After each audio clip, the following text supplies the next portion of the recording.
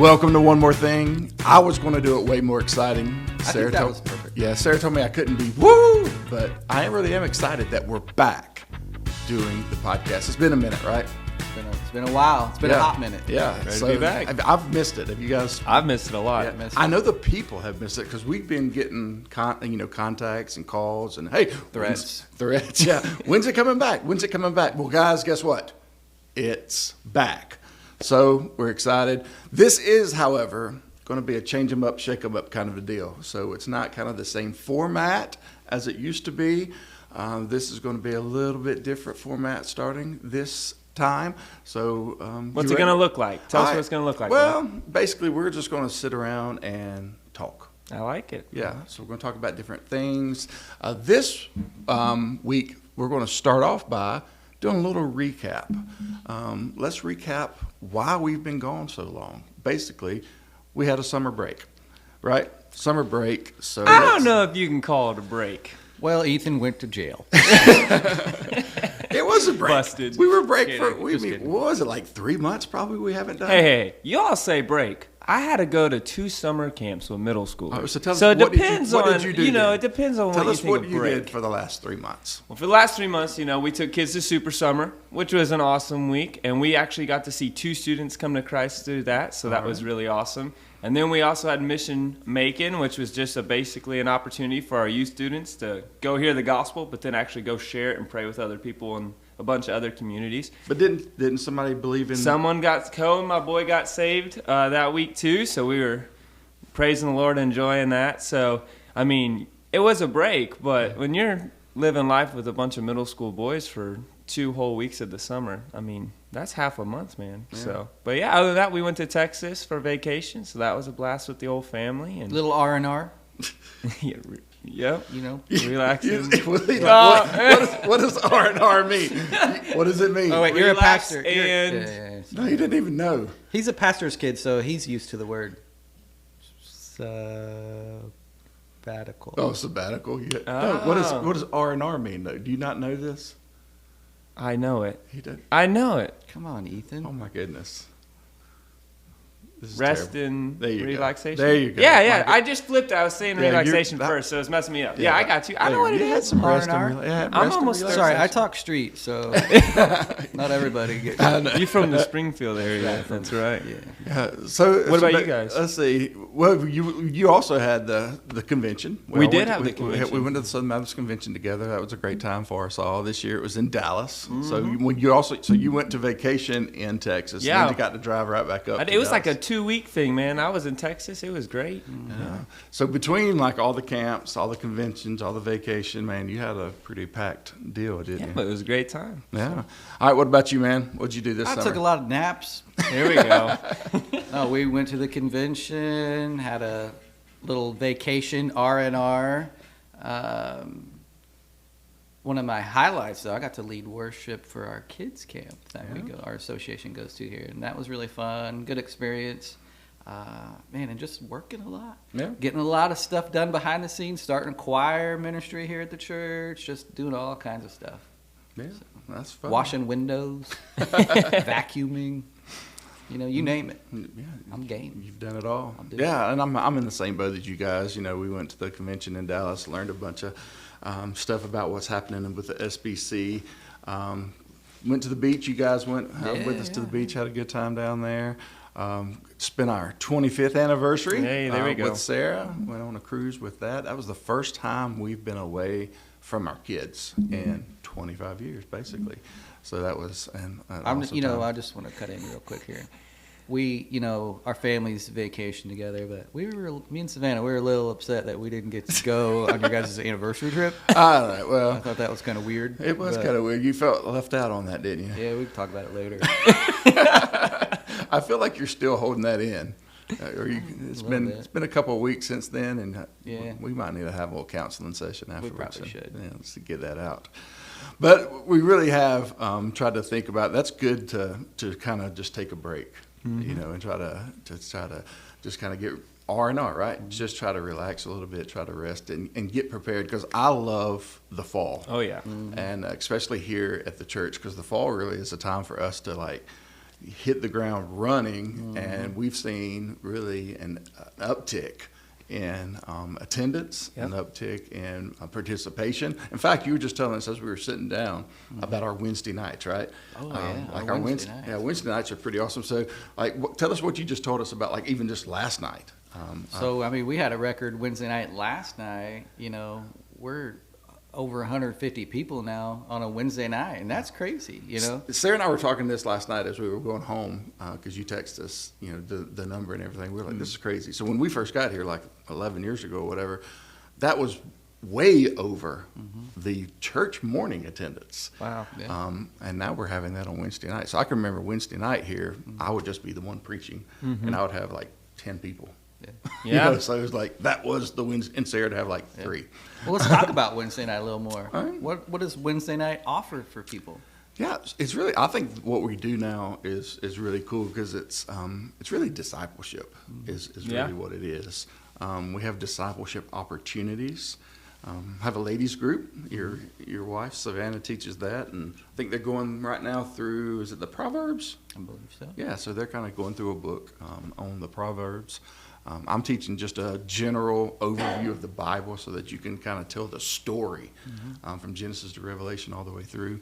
I've got a great youth. I mean, you guys are kicking it in the youth, Yeah, aren't you? it's been a lot of fun. Yeah, so God's grown us numerically. You know, kids are really starting to hone in and pay attention. You know, we just took over youth, I don't know, 2 or 3 months ago, but like I could preach maybe for 15 minutes before I started losing. But like last night I preached for 30 minutes and they were locked in. We'd use small groups together. So the middle school boys are together, high school boys, middle school girls, high school girls. But we got college kids discipling students. We got parents now coming in and helping lead those small groups. So it's been a blast. Here's what's so cool that I see about the youth group and its growth. Like, not only numerically, but like you said, man, kids are getting discipled, kids are getting poured into.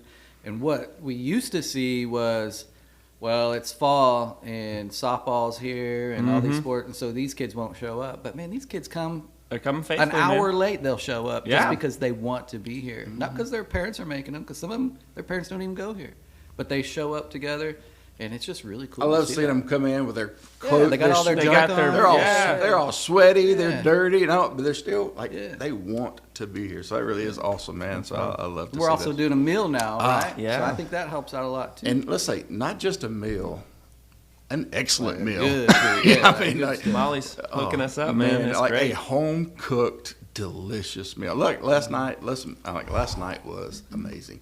We had like hamburger steak, gravy, mashed potatoes, green beans. Man, that Did you guys get one of those cookies with the icing on top? Yeah, I did get one of those, and Good stuff. it was good. I hope there's some leftovers down there. I'm gonna go check it I out. hope so. I don't know if there was. We had so many people. That's true.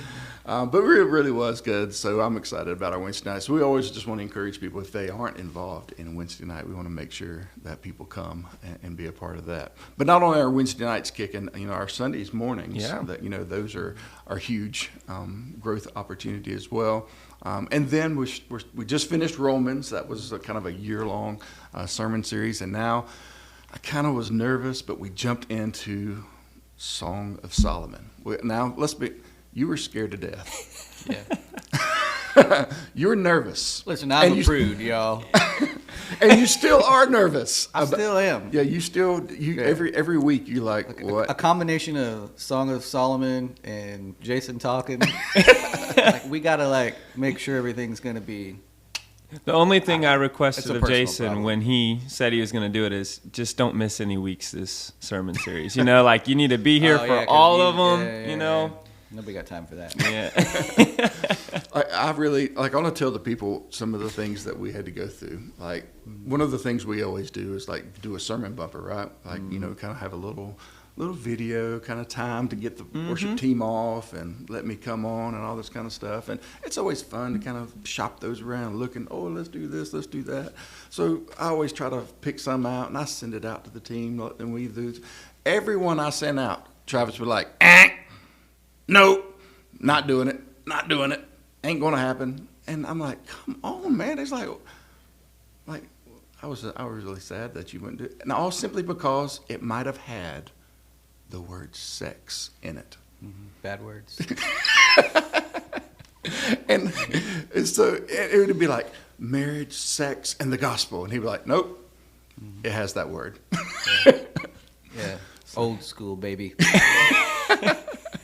And I told him, I was like, listen, I'm going to be saying that word about 532 times each Sunday. Yeah.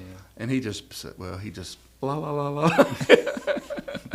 So what happened? I ended up putting a sermon bumper that was really generic. It didn't really say anything. Just like, Song of Solomon. We couldn't really agree on one, so I'm like, I got to put. It's like Sunday morning service starting in like an hour. I got to put something up there. So we could change it. No, We should probably just take a poll. Actually, Sarah agreed with Sarah agreed with you too, because I would Oh, be, really? Sarah agreed? Oh with yeah. me?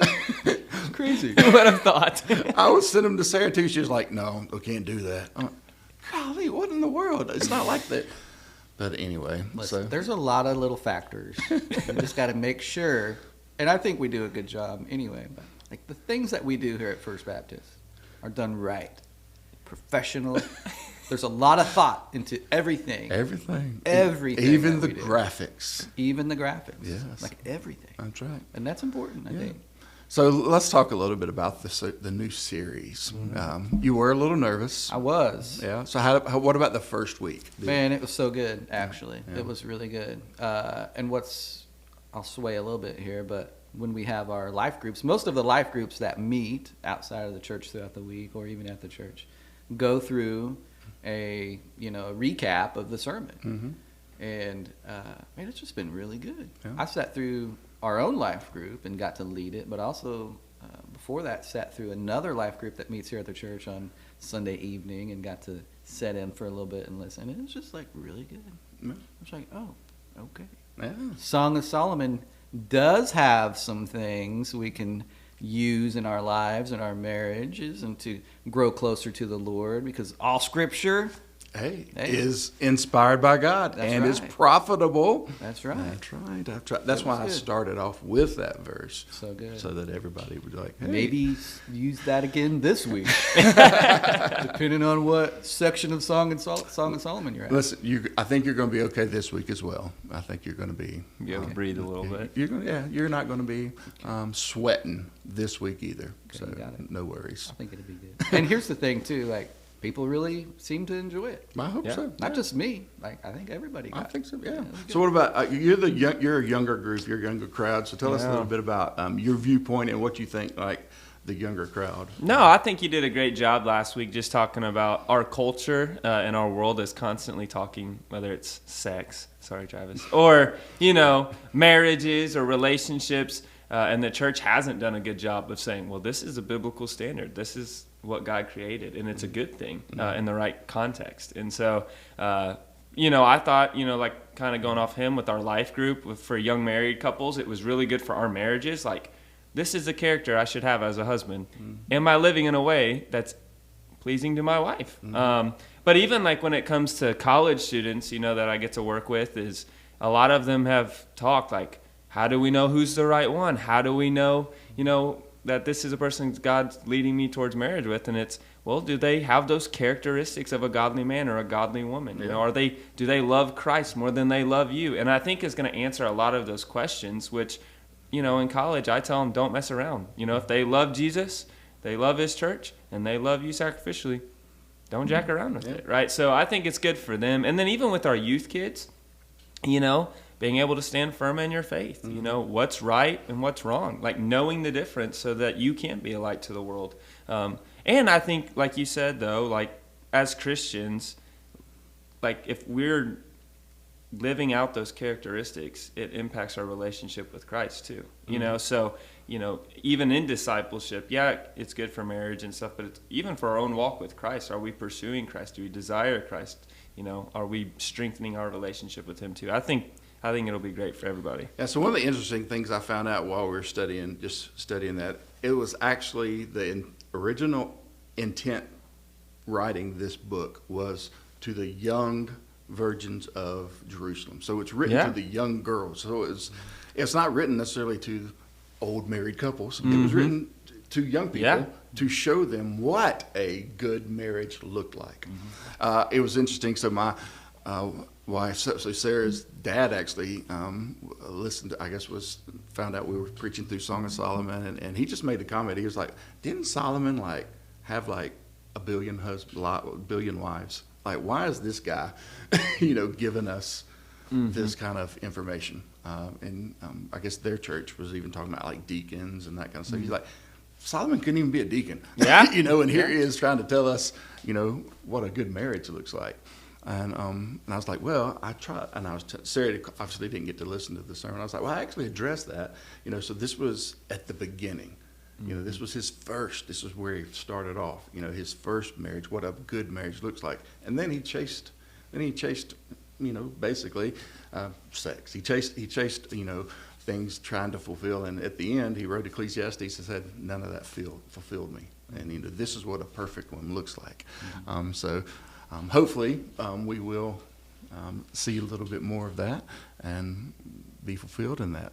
I'll give a little preview just so that we can be ready for this week. This week's kind of cool, so it's going to be this. We're going to talk about who can praise each other the most. So it's kind of going to be like a back and forth. Like I get to tell Sarah, oh, Sarah, you're so beautiful. And she looks at me, she's like, oh, Jason, you're so handsome. I'm like, oh, Sarah, your teeth are like that of a goat. And she's like, oh, Jason, your arms are like that of a chariot. So we get to talk about that kind of cool stuff. Back and forth. So I think it'll be kind of a practice that. Yeah. So that's going to be the challenge, really. So how can you use your words to encourage and to tell your wife and your husband, just how awesome they are. I like that. Yeah. I'm a words of affirmation guy. Oh, yeah. And so that'll pump me up. Yeah. Be good. So that's going to be the challenge this week. So we talked about Wednesday night a little bit, and I want to tell you a little bit more about Wednesday night, and I'll let Sarah to do that. So you guys listen up and watch this. If you're not already joining us for midweek on Wednesday nights, I want to encourage you to get involved. We really do have classes for all ages, starting with our adults, where we're offering 3 different Bible study opportunities for you throughout the fall.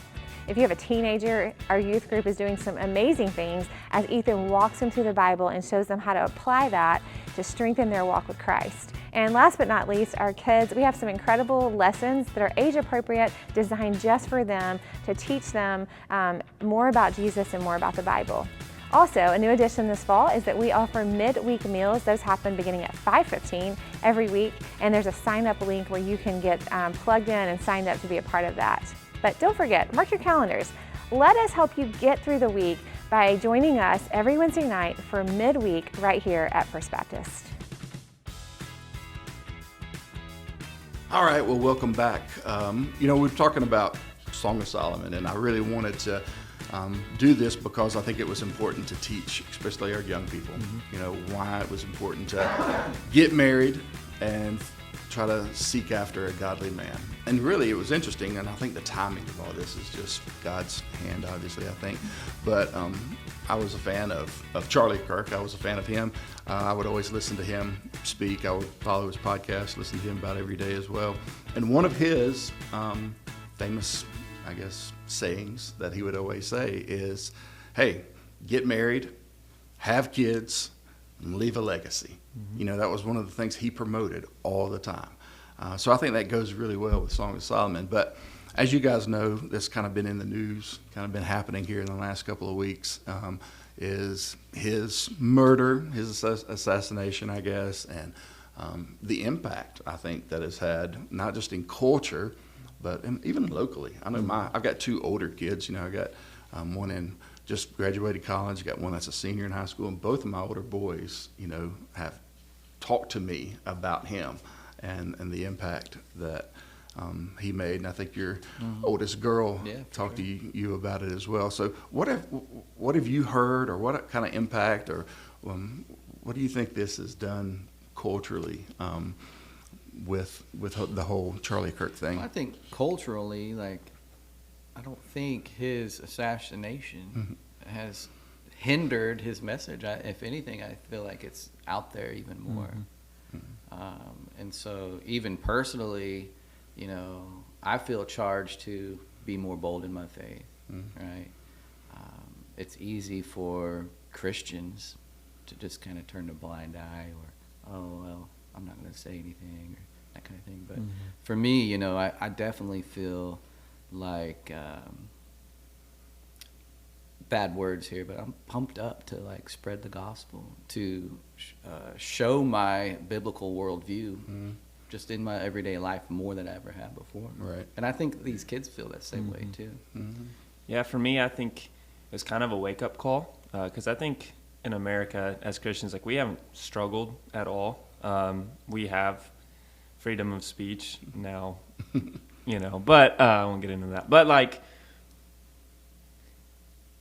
I think it was a wake-up call. Like, we live in an evil, broken world. Like, I think a lot of times as Christians in America, it's easy, it feels good, we're comfortable, and God doesn't call us to be comfortable. He calls us to deny ourselves, pick up our cross, and follow Him.